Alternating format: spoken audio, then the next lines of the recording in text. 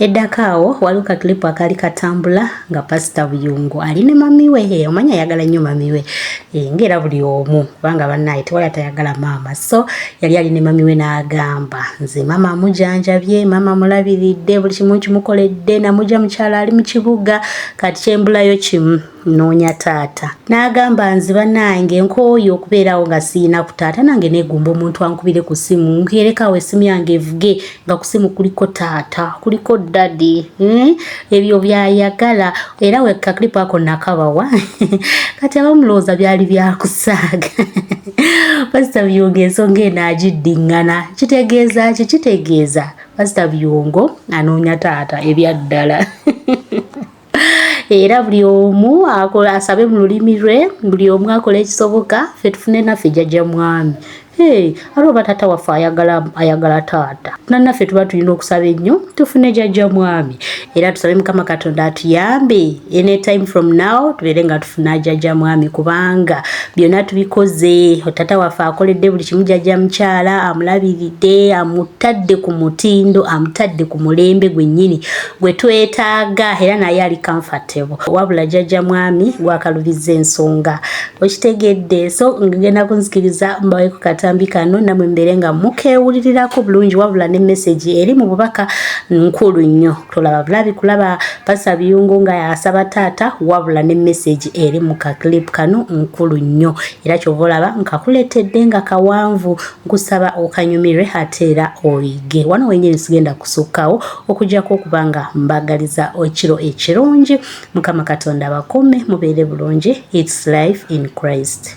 Maama wamba jangu bakulabe bolokulaba. Goyinzo gamba nti ki? Ono mwagala nnyo maama wange. Nsaba Katonda tuwa kyamagero kya taata.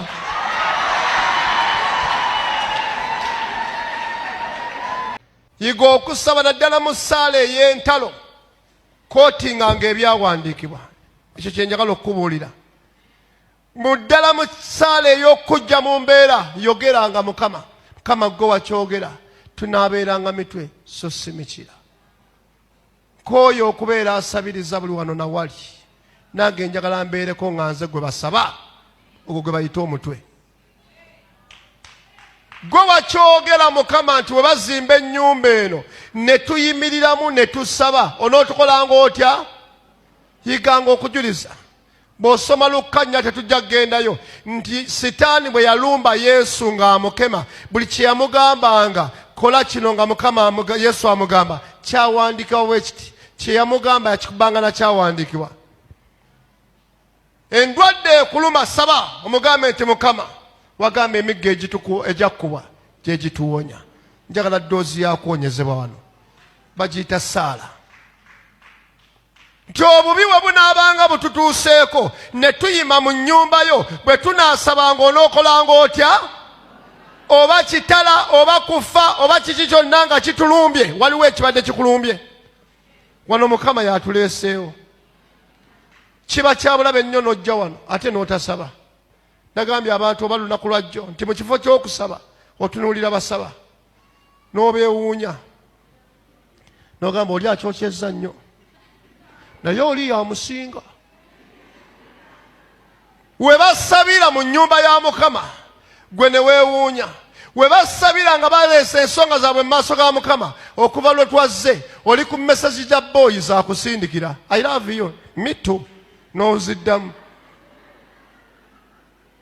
Abantu batuuka mu maaso ga Mukama we basabira kifo yakironda kyakweroboza gwe oli ku message mwekwanira mu bbanga awo bubozi we buyita.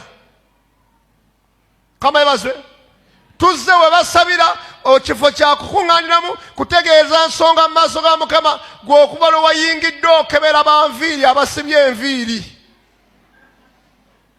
Ezooli sijja zisiba, ezooli kalekaleko nzirengerera wala naye oba kika ki ekyo ekyakaviiri ako.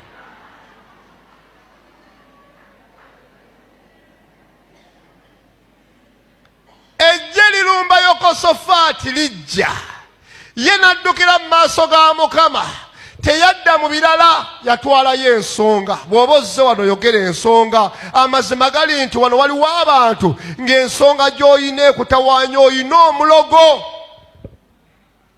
Omulogo akulubuzizzaako emirembe. Totunuulira mutunuulire kubanga ye tagenda kuwummula. Abalabe baffe abamu bawummula na lwa mukono gwa Mukama kuyimirira bwe guti. N'agamba nkutadde. Abamu essala yejja kukola erumba omulabe wo akuloote mu kirooto. Se nagamba Mukama nti wemba ndoota omulogo nga ngoba emisinde. Nange njagala Mukama ontwaleyo mu kirooto mugobe emisinde. Nagisaba ngikubuulidde yeeyo. Wamba muloota nangoba neetula ku buliri neetula bwenti. Nange njagala Mukama anjolekezeeyo mugobe emisinde. Atuule bw'ati tulabe wanaddemu okuntambulirako. Wabanga emizimu gye gyo gimuleeta gyendi, nange omwoyo wa Mukama antwale gy'ali. Munyenye munno mugambe bajja kuyita omulogo naye nga toli mulogo, naye ng'obayiribya mu ssaala. Okeere ku makya bagamba omukazi oyo omulaba, oyo omukazi oyo omulaba ate mugendeko mpola. Akulengere ng'ojja agambe namuloosa ekiro. Namuloosa ekiro. W'okuŋŋaanira w'oba tebasaba vaayo ze kugambye olwaleero. Mu kifo ky'okusaba ne mudda ku lugambo ne mugeya ne muyomba, awo vaawo ogende we basabira, we banaakuyigiriza obulamu obw'omwoyo. Nze ndi bujulizi mu maaso go. Senga tebanjigiriza kyama kyakusaba kye ndimu leero sandi kibaddemu. Nakendeera okukaaba amaziga eri abantu ne nkyusa amaziga ne ngazza eri Katonda. Nakendeesa amaziga eri abantu. Era kizibu nnyo ebigambo byange ebimu byakendeera mu bantu ne biba bingi eri Katonda. Nayiga okusirika eri abantu n'enjogera eri Katonda. Naawe kye njagala obeereko. Yekosafaati ejje limulumbye, tadduse kulumba balala bamuyamba, yaddukira waani? Yiga okuddukira ewa Mukama. Ate kino kankikuyigirize, ow'amaanyi aliko ebinene n'ebikulu yalumbibwa. Bw'oba olina ebikulumbye kabonero akalaga nti toli mutono. Bw'oba olina entalo mu bulamu bwo oli w'amaanyi. Nabadeko ow'omuto munaŋŋamba nti musumba njagala okukukyazaako ewange naye siina bwendi. Onootuula wa? Gw'otuula wansi. Ne mugamba omanyi gye nava? Gw'omanyi gye nava? Olyoka ontiise. Kubanga Mukama akikuwuliza kujja gy'oli leka nzije. Mukama yebazibwe. Leka nkole ntya? Nzije. Kubanga nange ekyandiko nabagamba nze nabula ku musajja mwana wa mugagga namubulako ku kaleeru awo. Bamuyitanga Javiira. Siriyerabira linnya lye. Twalinga mu ssomero nga tumumanyi mwana wa mugagga. Bwe twamala okusoma ne mbulaabula mu bizibu byange, Mandi Kaleero ne musisinkana n'aŋŋamba buyungu wabula dda, bane ndyose ne nkulaba nga anyirira. N'aŋŋamba sigenda kuddayo waka nga situuseeko w'obeera. Ne ŋŋamba kale.